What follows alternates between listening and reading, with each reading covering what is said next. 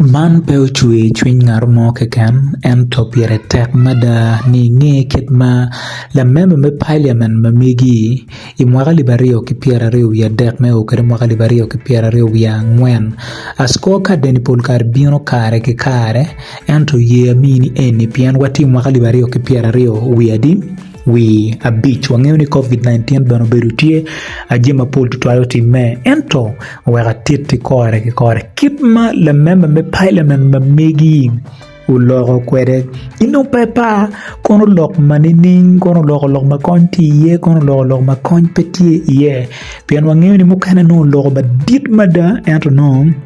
ma konti ene no nok twal era mo kana mo no biru la diere era no loko gimo ma pire taga dada era no wakaru ni lok in the rating MP ma megi ki kakan ki kume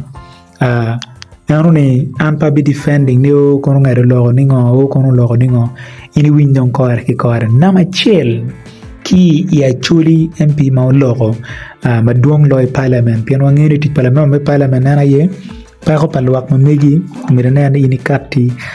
ikati yaro kamaleng inyim parliament hidong no nano ni chek mati mano pedio luak mamegi unwaka yetam jima poli tuan maweko ini logo jomo kane pagino kare bene me lok tutual piano gimini ga assignment mo kana beti tichukane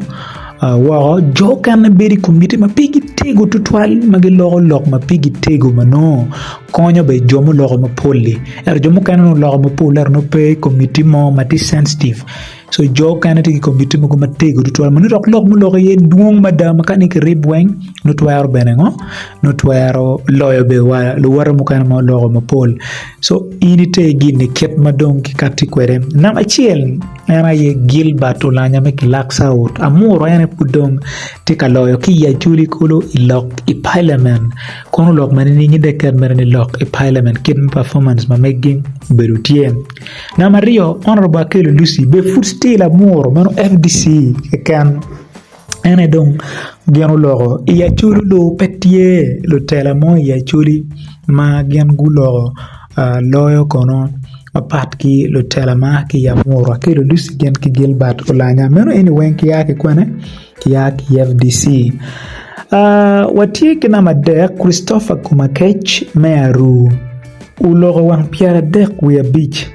Gilbert logo wang piara dek wia bor Lucy Akelo logo wang piara dek abiro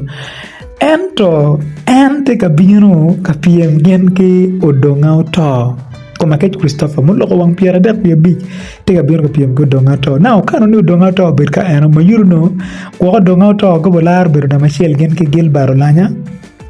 onyo ngarche beru na Mario ento kan nyuru ni Christopher Kumakech uberu na madi na madeki ya chululo lo wang piara dek wia beach na mangwen ki ya chulu beru honorable Jara Martin Mapenduzi me ba dege la ibi division eno charo independent en konon ulogo wang piara rio wi aboro kadong waneno kakany nama beach anywa Ricky me Agago West NRM ulogo wang piara rio wi abichel ukot John Amos me Agago North NRM ulogo wang piara rio wi abich chiero Pasca Menya en ulogo wang piara rio wi adek kadong Jok Andrew Lanya MP me Omoro Wood Palieli Ulanya Jacob ulogo wang piara rio wi ario tie na maboro ki ya choli kadong na mabungwen tie Okot Santa me Aru North PPP ulogo wang piara rio wi ario number pa ti honorable Col Anthony MP me Kilak North Yamuru District en uchiaro FDC ulogo wang pa wi bungwen kai nge na mapara chelo honorable Mwaka Catherine me Omoro en logo wa para boro na mapara rio honorable Abel Lilian me Kidgum en logo wa pa wi bichel na mapara dek ya chuli achan Judith Peace me Noya en logo wa pa wi bichel bene kidong honorable again David me Agago INRM ulogo wa pa wi bichel entina mapara ngwen na mapara bitie honorable Kelo Geoffrey Charles Menoya East NIDP Mancom Lock ulogo wa pa wi beach na mapara bichel honorable Awan Tony Menoya en ulogo wang apa wiya dek kadong nama pa wiya biro Okulu Anthony Melamo NRM ulogo wang para dek nama para bora ul Betty Chan Gulu City FDC ulogo wang apa wiya chel nama pa wiya bungwen Honorable Court Peter Metoji Yomoro DP ulogo wang apa wiya chel me nama Pierre Rio la mwaka Margaret Mechua East en ulogo wang bungwen nama Pierre Rio wiya chel Honorable Father Charles Onen Mela ropeje ulogo wang boro nama Pierre Rio Honorable Chora Nancy Melamo ulogo wang biro nama Pierre Rio dek Honorable Ken PP Ujara Mechua West ulogo wang bichel nama Pierre Rio ngwen Honorable Wago Right Simon Peter Mea Chua NRM ulogo wang bichel nama Pierre Rio bich Honorable Nagalit Dennis Amere Meketgu Municipality FDC ulogo wang ngwen nama Pierre Rio bichel Honorable Beatrice Akelo Beatrice Akori Mea Gagu Minister ulogo wang chiel nama Pierre Rio biro Honorable Lake Sharon Balmoy Megulu endo lengodong ba ulogo ka en gi karoni jaro pe ulogo gere lokmo en gero lingomot nama Pierre Rio boro Honorable Nick Ilari Baloke me pala back la mo NRM enu lingobene mot man kid madong report card neo kati kwere kore 2023-2024 watide 2025 campaign do ya peo pen kong la tela ni ngom wero indong charo kuja pe ini logo ngobiru kadiyo in anu ni gena Pierre tag tutwale ka neno jomo performing ma karuni ku performing ma right tutwal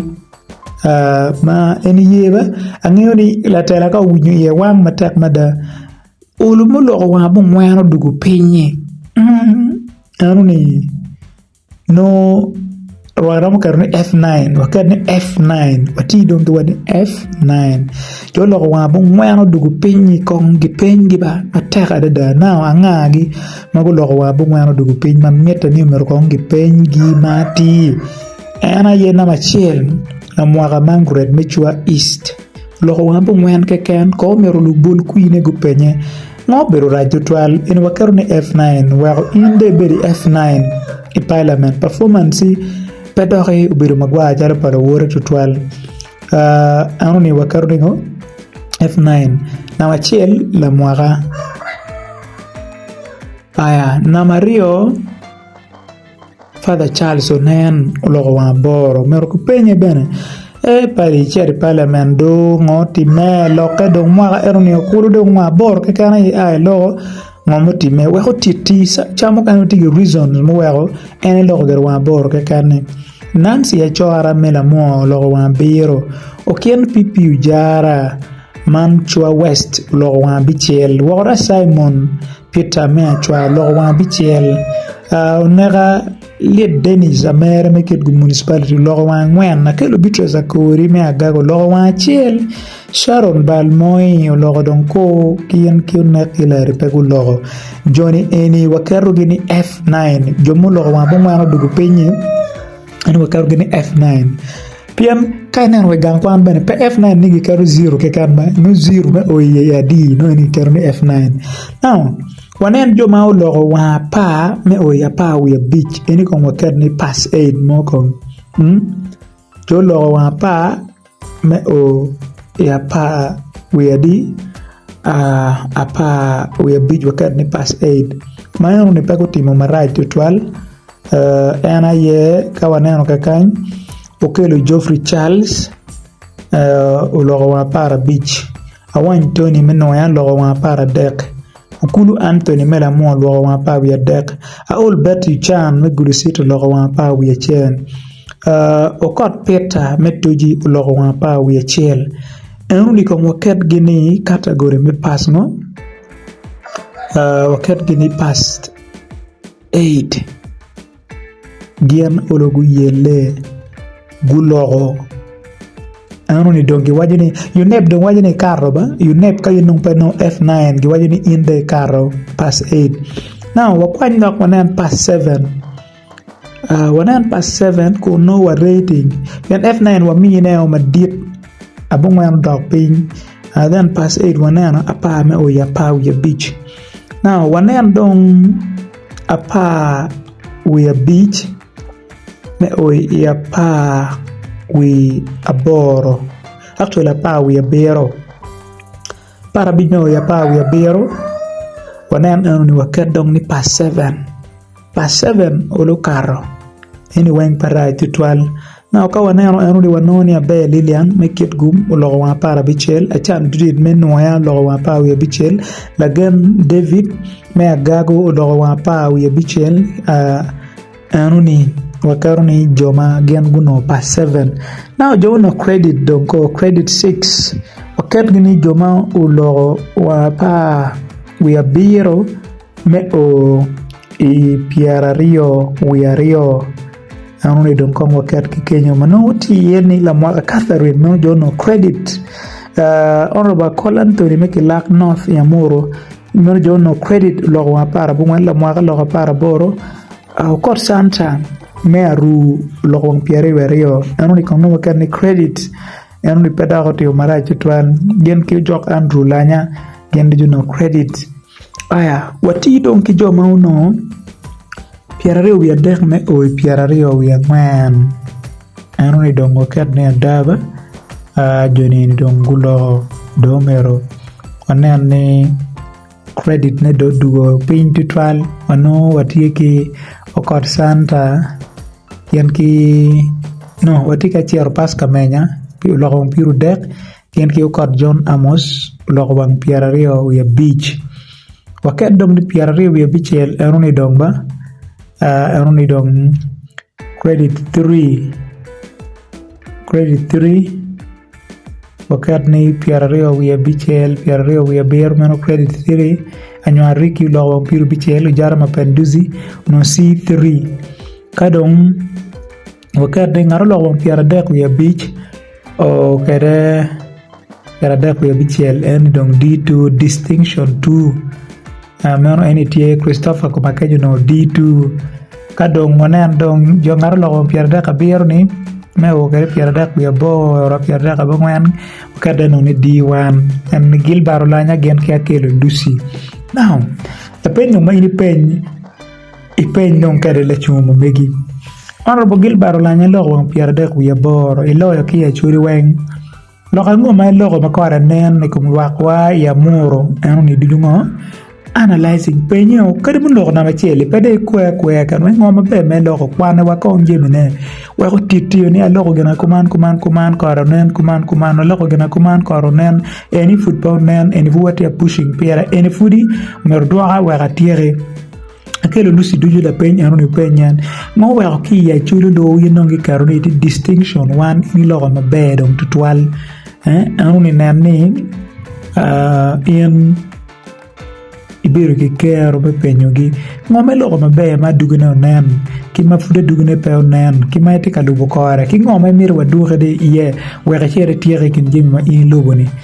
ibien kere mo ipen ge wen kare mu logo mabe ni pen ngoma mabe mu logo ma dugune tinen ma pa logo ni ngoke en log mu logo wang manoke kan ni ngoke en log anu ni gen ma mero ini team apoyo